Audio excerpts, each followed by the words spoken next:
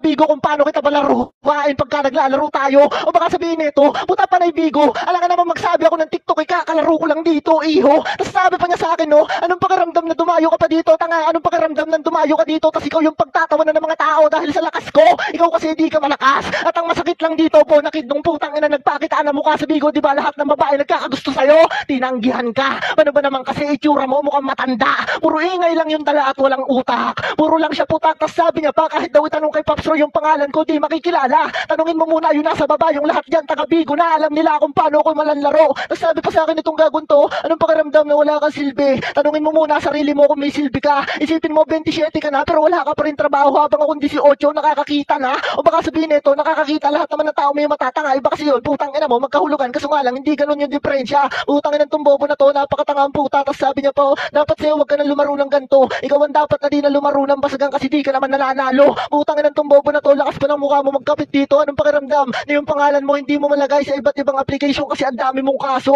Mahilig ka sa bata, putang ina ka. Yung sisikata, di ba, ni-rape mo tapos di mo nabayaran yung putang inang dapat na ipupuldar mo doon sa pulis kaya nga nahuli ka. O baka itanggi mo, lahat yan may pruweba, pwede ko ilabas dito kaso nga lang naging tropa din naman kita. Kaya't naaawa ako sa'yo. Binabatigos ka ng lahat ng yabad sa nung ginawa ko. Pinagtanggol kita kaso nga lang putang ina mo, lumaki yung ulo mo. Kala mo putang ina ka, totropa. Time po, ayan.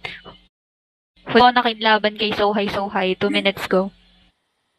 Binabatikos daw ako ng yabas, tapos siya yung nagtanggol sa akin. So sino kasi tanggol, leche ka? Kahit sabihin naman natin hindi kita kilala, paano mo ipagtatanggol yung taong di mo naman kaano-ano? Ni hindi ko nga alam totoo mong pangalan kung sino ka talaga dahil wala kang pagkakakilanlan. In short, kahit magpalit